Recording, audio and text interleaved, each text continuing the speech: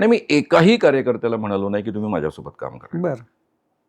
ज्यांना असं वाटलं की आपल्याला दाभोळकरांसोबत जायचं नाही हं. ते माझ्यासोबत राहिले. ज्यांना वाटलं ते दाभोळकरांसोबत गेले ते दाभोळकरांसोबत गेले. दाभोळकरांसोबत. या अच्छा. पद्धतीनं महाराष्ट्रामध्ये 2 समित्या निर्माण झाल्या. पण मी नंतर कधी तुमचं आणि त्यांचं नंतर ट्रॅक किंवा संभाषण काही फारसं राहिलं? कायद्याच्या वेळेस फक्त 2005 मध्ये. ओके. त्याच्या आधी मी संबंध येऊ दिला नाही. बरं. त्यांच्या विरुद्ध काही बोलायचं नाही असं ठरवलं. ते तुमच्या विरोधात बोलले कधी? त्यांच्या कामात हस्तक्षेप करायचा ते नाही. तुमच्या विरोधात कधी बोलले? असं काही फारसं नाही, पण काही ठिकाणी बोलत असत. बरं. जेव्हा पत्र जसं आता वर्ध्याला ते आले, हं. वर्ध्याच्या पत्रकारांनी त्यांना प्रश्न विचारला की ही चळवळ कोणी सुरू केली? ते म्हणाले मी सुरू केली. पत्रकार खवळणारच, कारण ते मला 83 सालापासून 82 सालापासून काम करताना पाहत आहेत. वर्धा माझं ओरिजिनल गाव आहे. हं. तर ते म्हणाले तुम्ही खोटं बोलतात. मग तो संघर्ष झाला त्या ठिकाणी. असे काही प्रसंग येत गेले, कारण त्यांना ते एवढंच नव्हे तर माझ्यासोबत असतानाही तसंच झालं. इथे पुण्यातली जाहीरनामा परिषद आयोजित करण्यात आली होती. त्यामध्ये शिंदे नावाचे नियोजन आयोगाचे उपाध्यक्ष होते. नियोजन आयोगाचे उपाध्यक्ष म्हणजे जवळपास अध्यक्ष असतात, हो, कारण हो. पंतप्रधान त्याचे अध्यक्ष अध्यक्ष. असतात. ते उद्घाटक होते. तर त्यांनी दाभोळकरांनी ही चळवळ सुरू केली वगैरे अशी सगळी मांडणी केली. 87 सालची गोष्ट आहे. 88 नाही सॉरी 89 सालची गोष्ट आहे. एक म्हणजे त्याच्यानंतरच चळवळ फुटलेली. तर त्यांनी ही मांडणी केल्यानंतर माझ्याकडे काम होतं की चळवळ कशी निर्माण झाली हे सांगणं. मी जेव्हा सांगितलं तेव्हा शिंदे माझ्याजवळ आले, माझ्या कानात म्हणायला लागले माझ्या हातून खूप मोठी चूक झाली. बरं. ही चूक माफ करण्यासारखी नाहीये. मी आता उभं राहून लोकांची माफी मागतो. बरं. म्हटलं हे कशाला तुम्ही करतात?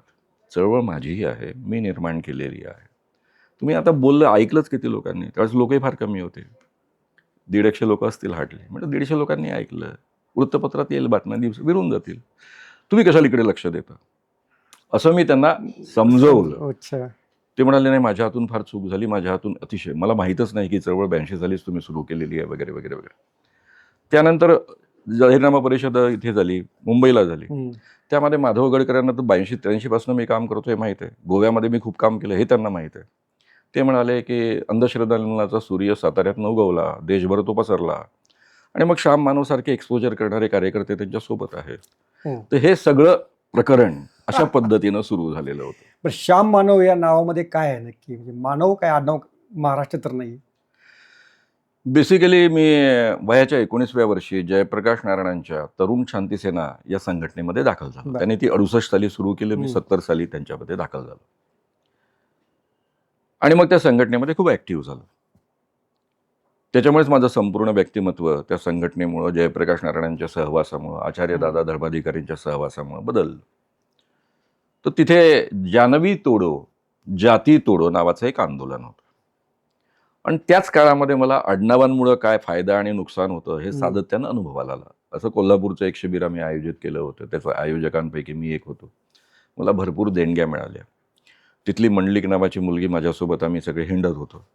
तर मी मोठा आता लोकांना आपण छान कन्व्हिन्स केलं आणि म्हणून एवढ्या देणग्या मिळाल्या की आपण 250 पोरांचं 15 दिवसांचं शिबिर त्यामध्ये करू शकतो आहोत. असं बोलल्यावरती म्हणाले काही नाही, तुझ्या माझ्या आडनावाचा सगळा प्रताप आहे. उगाच तू फार कन्व्हिन्स केलं चांगल्या पद्धतीनं म्हणून लोकांनी देणग्या दिल्या असं मानू नको. इथे ब्राह्मण ब्राह्मणेतर चळवळ अतिशय स्ट्रॉंग आहे, त्याचा तो परिणाम आहे, त्यामुळे तुला सगळ्या देणग्या मिळाल्या. माझ्या लक्षात आलं की आपली आडनावं ही जाती प्रदर्शक असतात. आणि त्याचे एक माझे वडिलांचे काका खासदार होते. आता तू याचा कोण रे? वडील पण अतिशय प्रसिद्ध, याचा तू कोण रे? त्याचाही एक तर मला त्रास होताच होता. सातत्यानं सांगावं लागायचं की कोण आहे काय आहे. आणि इथे आलेला अनुभव आणि तिथे आमची चर्चा सुरू झाली बेळगाव शिबिरामध्ये. ही गोष्ट असेल 70-71 सालची, 71 सालची किंवा 72 सालची. आणि त्या शिबिरामध्ये चर्चा सुरू झाल्यानंतर आपण आपली आडनावं जी आहे जाती प्रदर्शक ती बदलली पाहिजे. तर काही लोकांनी आडनाव टाकून दिलं. म्हटलं महाराष्ट्रात आडनाव टाकलेलं जमत नाही, कारण लोक पुन्हा ते आडनाव चिकटवतात. आणि म्हणून मी मानव आडनाव घेतलं. बाबा मी कोणती जात मानत नाही, धर्म मानत नाही, मी माणूस आहे आणि मला माणूस बनायचं आहे, म्हणून मी मानव आडनाव त्यावेळेस धारण केलं. अच्छा, तीच तुमची ओळख बनली. हां.